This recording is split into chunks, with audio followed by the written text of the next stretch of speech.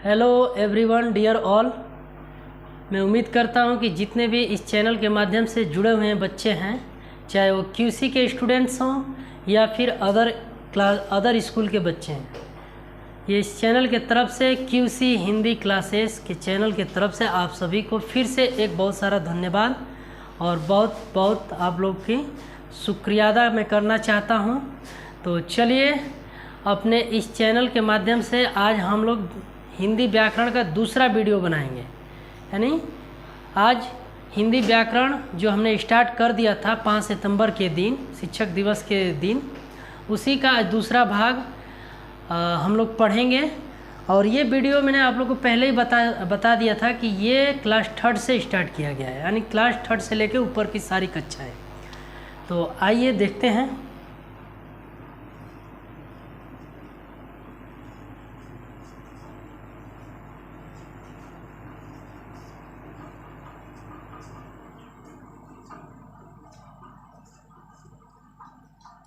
जैसे कि आप लोग बोर्ड पे देख रहे हैं कक्षा 3 से 10, मैं पहले भी बता चुका हूँ कि ये 10 से ऊपर के भी बच्चों के लिए भी हो सकता है।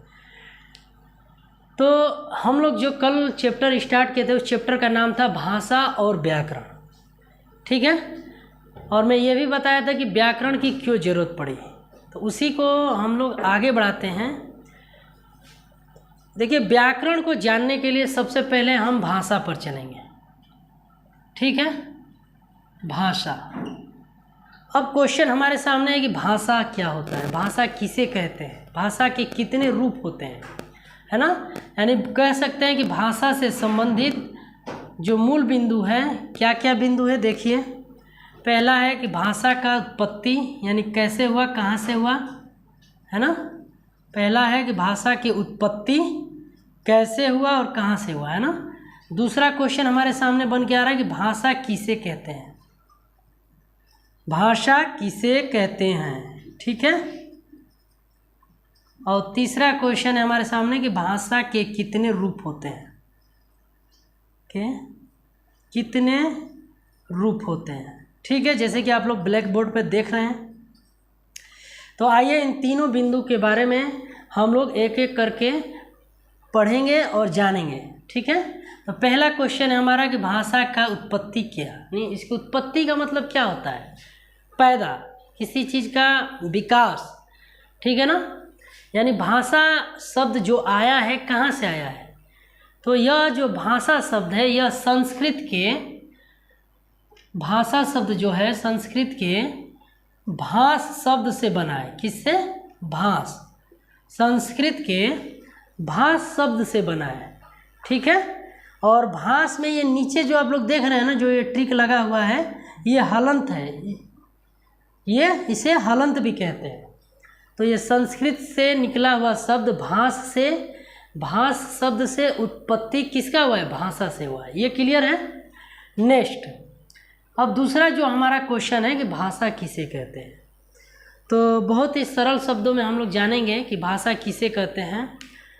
भाषा वह साधन है जिसके द्वारा हम अपनी बात विचारों को दूसरे के भाव सामने रखते हैं, है ना। और दूसरे के भाव विचार को हम क्या करते हैं, सुनते हैं। यानी कह सकते हैं कि एक शब्द में आदान प्रदान करना, ठीक है। बच्चों, जब आदि मानव का समय था तो उस समय जो मानव थे, आदि मानव थे, वो भाषा से अभिव्यक्त नहीं थे। वो अपनी विचारों को, भाव को संकेतों के द्वारा एक दूसरे को बताते थे, है ना। अपनी कोई भी बात करना होता था तो संकेत के द्वारा वो बताते थे, अभिव्यक्त करते थे। लेकिन जैसे जैसे भाषा का विकास हुआ वैसे वैसे लोगों के अंदर लिखना, पढ़ना, बोलना सब आने लगा।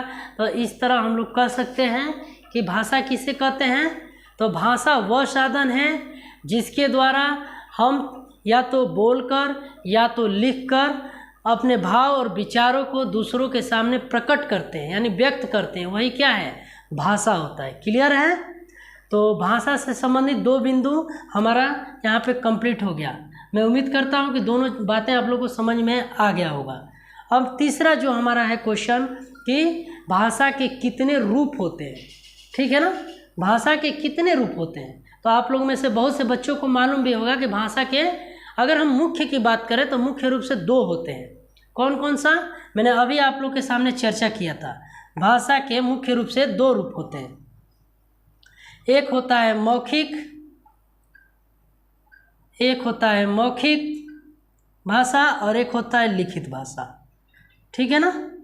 जैसे कि नाम से ही समझ में आ रहा है, मौखिक का मतलब क्या? जो बातें हम मुख के द्वारा बोलकर अपने अंदर के भाव विचार को प्रकट करते हैं वो क्या हो गया? मौखिक, यानी मुंह से जो बोलते हैं हम लोग। और जो भाषा हम लिख कर दूसरे के सामने अपने भाव विचार को प्रकट करते हैं वो लिखित भाषा हो गया। ठीक है, तो इन दोनों में भी आप लोग को कोई दिक्कत नहीं होनी चाहिए। इसका एग्जाम्पल अगर हम बात करें, मौखिक में क्या आ जाना चाहिए? रेडियो वगैरह आ जाएगा, है ना? रेडियो है, समाचार है, न्यूज वगैरह है, ये सब बोला जाता है। लिखित में हम लोग एक पत्र ले लेंगे, यानी लिख कर हम प्रकट करते हैं। तो ये दोनों के बारे में आप लोग को उम्मीद करता हूँ कि ये भी आप लोग को समझ में आ गया होगा। तो ठीक है, ये भाषा से संबंधित आप लोग को कुछ बिंदु था और इसी के बारे में मैंने आप लोग को एक्सप्लेन किया हूँ और मैं उम्मीद करता हूँ कि आप लोग को एक एक करके समझ में आया भी होगा।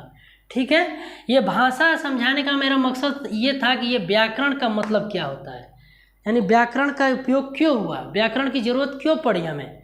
ठीक है, ओके।